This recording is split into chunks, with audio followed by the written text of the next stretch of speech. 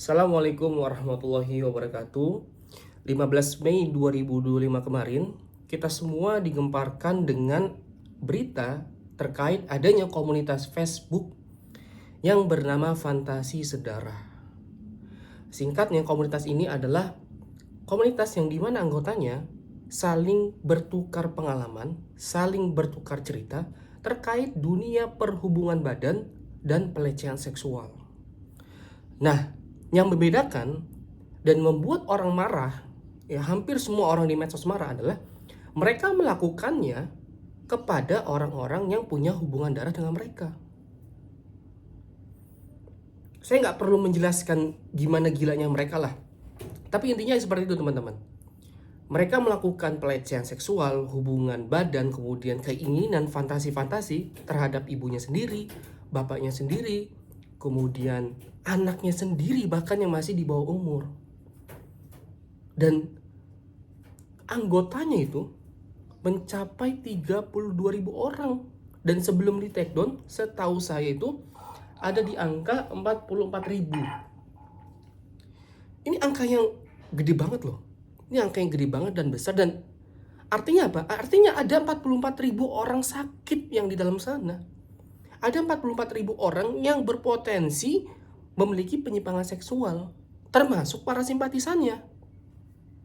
Simpatisan itu siapa sih? Mungkin simpatisan adalah orang-orang yang masuk ke grup tapi ya cuman mengamati aja. Cuman mereka penasaran nih, ada apa sih dibahas di grup ini gitu kan.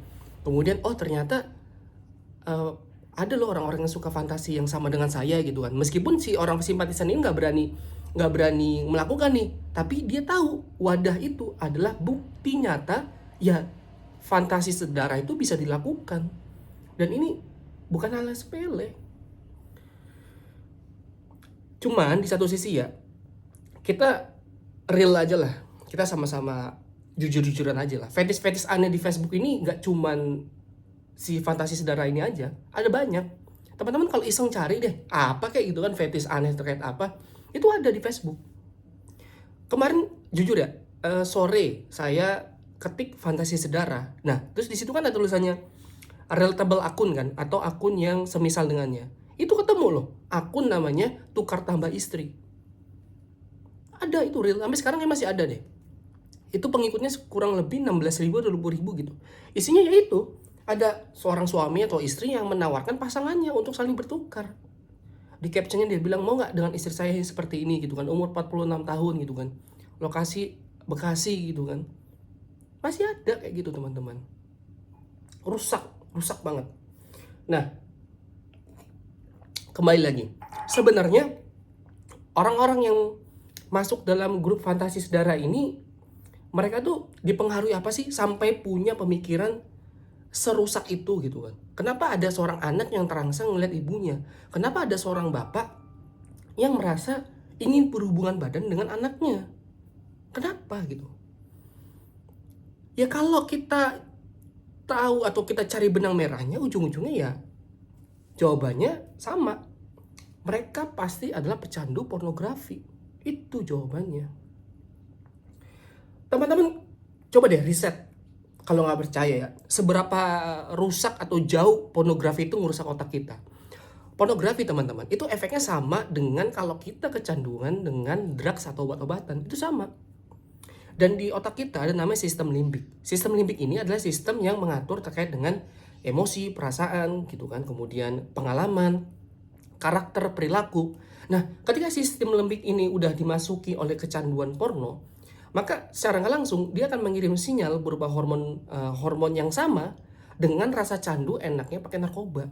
Dan ini merembet ke otak depan yang mana mempengaruhi pemikiran dan perilaku kita. Makanya orang yang suka atau nonton bahkan kecanduan porno itu moralnya rusak. Perilakunya udah pasti rusak. Dia akan susah teman-teman. Orang yang kecanduan porno akan susah nih bedain mana realita dengan fantasi yang sering dia tonton. Percaya sama saya, orang yang suka nonton video porno, dia ngelihat wanita di depannya itu bukan ngelihat wanita dengan mata yang sopan, bukan.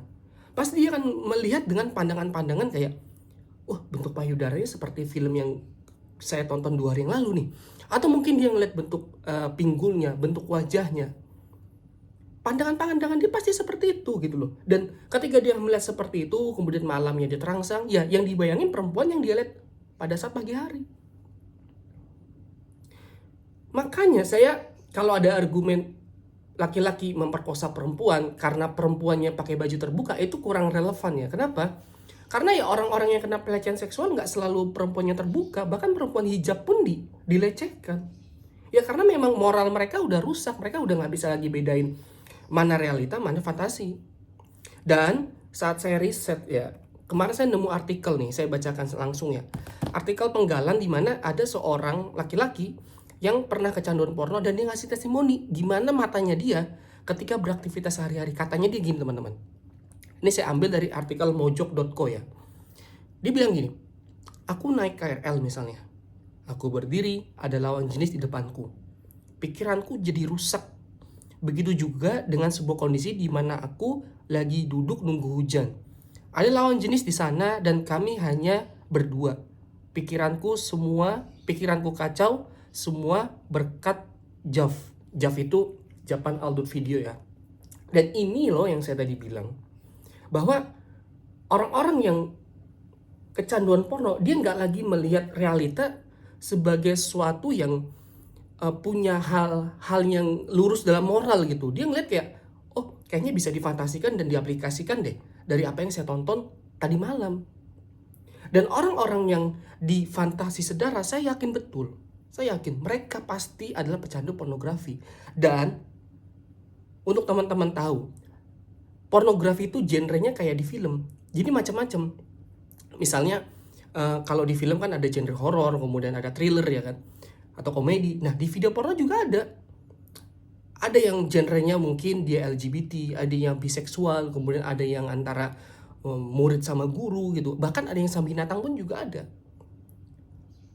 Dan yang ditonton oleh fantasi sedara adalah, saya yakin, adalah genre yang berkaitan dengan tema keluarga. Anak sama ibunya, anak laki-laki dengan ibu tirinya misalnya, kemudian saudara dan saudarinya, bapak dengan anaknya, itu yang dia tonton. Dia merasa kayak ketika nonton itu seolah-olah dibuat percaya ya, oh ternyata bisa loh berhubungan badan dengan keluarga sendiri dan ternyata baik-baik aja dan enak. Kan di film porno itu kan diskenariokan dalam tema keluarga, oh mereka berhubungan badan di ruang tamu ketika ayahnya lagi tidur, kemudian berhubungan badan di garasi misalnya ketika ibunya lagi terlelap maksudnya. Ya itu, jadi mereka tuh ngebayangin, oh ternyata bisa loh berhubungan badan dengan keluarga sendiri. Itu yang terpatri dalam moral mereka. Mungkin awalnya mereka ngeliat video itu kayak penasaran, kemudian ngelihat gitu, terus ngebayangin, oh ternyata bisa ya berhubungan badan dengan ibu sendiri gitu. Ya udah, akhirnya dia merasa berfantasi, merasa bergairah, kemudian dia merasa kayak, bisa nih ngelakuin di rumah sendiri. Itu awalnya. Itu awal teman-teman. Dan terciptalah itu grup-grup fantasi sedara dari sana. Kalau kalian bertanya dari mana sih awalnya, dari sana. Mereka para pecandu pornografi yang seringkali mungkin menonton tema yang berkaitan dengan tema keluarga. Dan orang-orang yang suka melakukan pelecehan seksual seperti ini teman-teman, saya yakin dan berasumsi mereka ini terbagi dalam dua kategori. Orang-orang yang suka melakukan pelecehan seksual, kemudian mungkin juga sesuatu yang berkaitan dengan orang-orang di fantasi sedara. Saya bagi ke dua kategori. Satu, orang yang masih punya otak, dan kedua adalah orang yang otaknya sedikit. Jadi para pecandu porno ini saya bagi kedua. Satu orang yang punya otak dan satu orang yang otaknya sedikit. Nah, orang yang punya otak dan dia sering nonton porno, dia tahu nih bisa ngebedain mana fantasi, mana realita. Makanya ketika dia habis nonton porno, dia terpuaskan, masturbasi, kemudian dia terjun in real life, kemudian lihat perempuan, dia nggak goblok. Dia akan ngelihat kalau dia gue lecehkan atau gue tanya mau nggak berhubungan badan dengan gue, pasti gue ditampar, pasti gue dipukul gitu kan. Ya udah, akhirnya dia pakai cara-cara yang lembut mungkin. Dia pakai cara-cara yang pakai otaknya. Dengan apa? Ya mungkin diajak pacaran. Udah ujung-ujungnya ya berhubungan badan. Atau mungkin mereka paling minimal adalah ya mungkin nyewa PSK atau pekerja seks komersil yang berkaitan dengan pemenuhan hasratnya mereka. Itu kalau punya otak. Nah, orang yang otaknya sedikit dan sering nonton porno, ya kayak orang fantasi sedarah ini, mereka menganggap video yang mereka tonton bisa diaplikasikan dalam kehidupan. Makanya banyak kan pelecehan terjadi di kereta. Misalnya perempuan pantatnya ditempelin ke malon laki-laki, kemudian ditumpahin sperma. Karena si laki-laki ini nyangka semua perempuan tuh suka dilecehkan kayak di film-film porno. Itu. Dia menyangka kayak, dia nonton film porno misalnya, temanya terkait dengan berhubungan badan di transportasi umum. Dia ngeliat ada di kereta, ada scene di kereta. Ternyata perempuan mau loh berhubungan badan di kereta. Kemudian nanti kalau misalnya udah dilecehkan, diajak ke kamar gitu misalnya. Dia berpikir kayak semua perempuan mau dilecehkan seperti itu. Dengan awalnya mungkin kayak mepet-mepet, gesek-gesek gitu kan. Kemudian perempuannya merasa enak gitu. Dia berpikir kayak gitu. Karena apa? Otaknya sedikit gitu. Maka ketika dia ngelakuin, dipukul dia sama orang-orang di sekitar, habis, kemudian dibenet sama KAI seumur hidup, dia baru mikir gitu kan, ternyata realitas dan fantasi ya berbeda. Itu orang yang otaknya sedikit.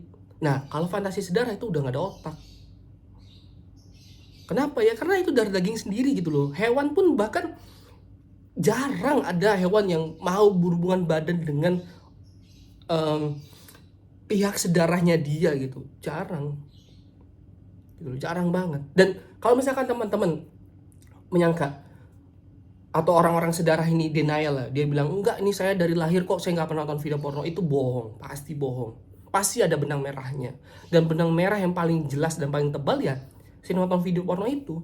Karena Allah udah jelas mengatakan kita ini manusia diciptakan fitrah.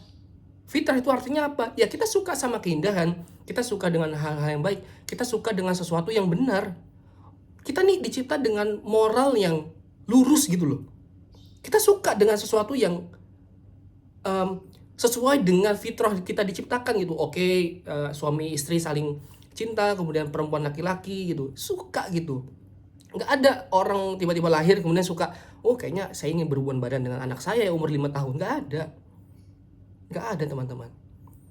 Rasulullah SAW pernah bersabda dalam sebuah hadis qudsi di mana Allah Ta'ala berfirman, ya Allah mengatakan, wa inni khalaqtu ibadi hunafa'a kullahum, dan sesungguhnya aku menciptakan hamba-hambaku dengan fitrah yang hanif dan lurus.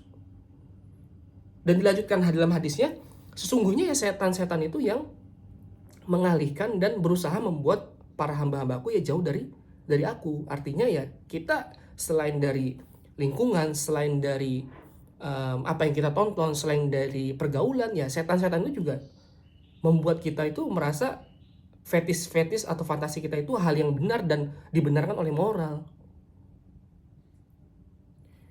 Terus gimana solusinya ya? Ini kita masuk ke solusi ya.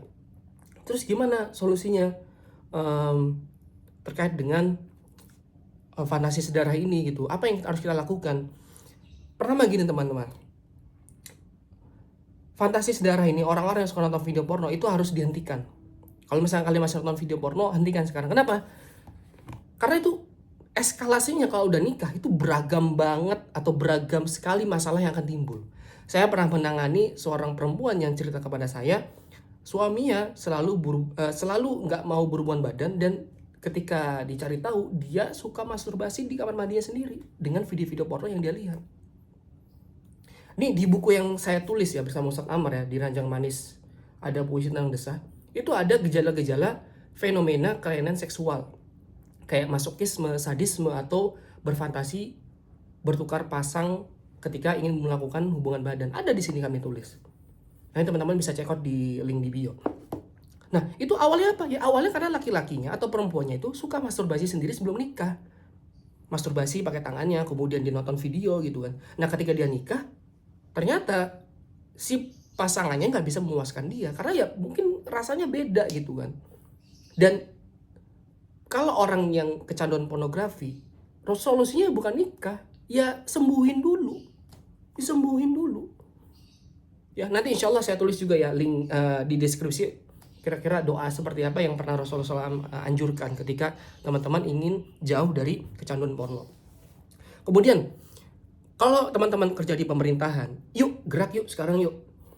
bukan membasmi akunnya ya, karena kalau teman-teman hanya berfokus membasmi akunnya ya orang-orang yang sakit di situ akan terus ada gitu. Mereka akan buat grup-grup lain, percaya sama saya. Grupnya dihabisin nih. Ya kan, tapi kan pemikiran mereka masih ada. Ya mereka tinggal buat aja grup lagi gitu kan. Di Telegram banyak, di Facebook juga banyak gitu. Makanya teman-teman dari pemerintah ya cukup mungkin selain berusaha membasmi, tentu memblokir, ya merespon cepat pengaduan kalaupun ada pengaduan. Jangan dibuat berbelit, jangan dibuat susah gitu, dibantu. Sambut pakai tangan terbuka. Ayo mana gitu kan. Keluarga yang mungkin berdampak pada ayahnya yang sering melakukan pelecehan kepada anaknya sendiri, ditindak itu.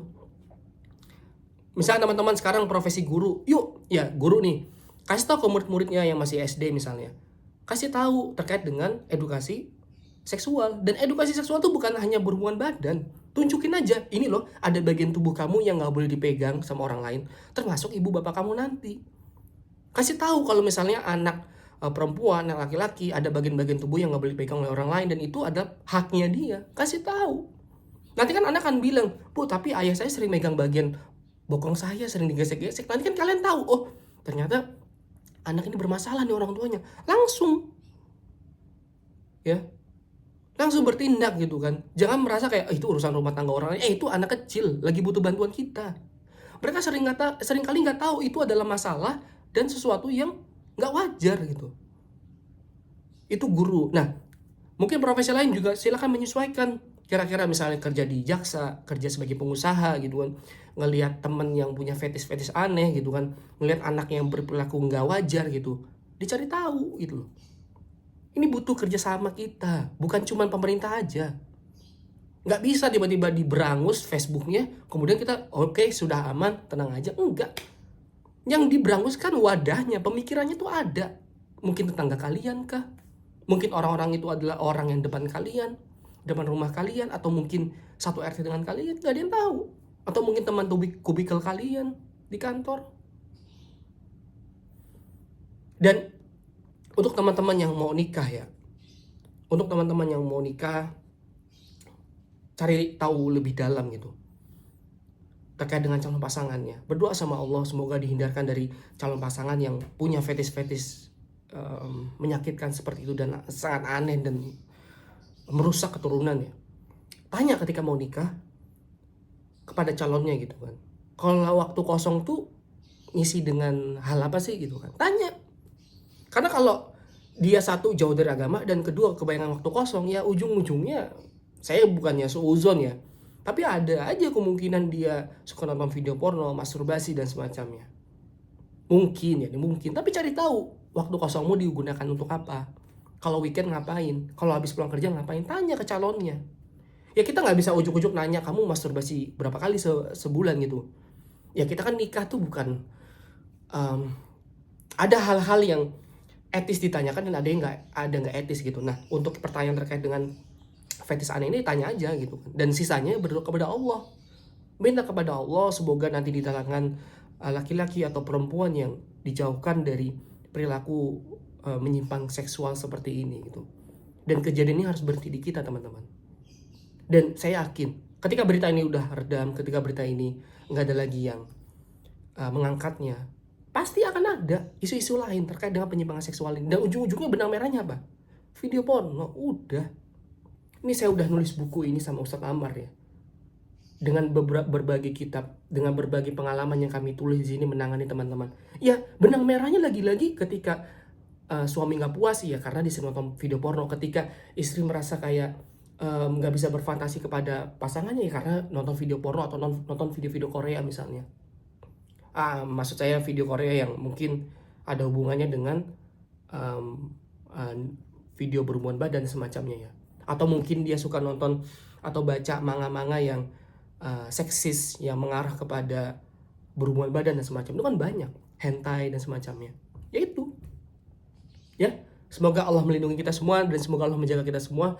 Kita lanjut di episode berikutnya. Jangan lupa nanti ada doa-doanya mungkin yang bagi jomblo agar terhindarkan dari calon-calon yang punya penyakit menyimpang seperti ini. Assalamualaikum warahmatullahi wabarakatuh.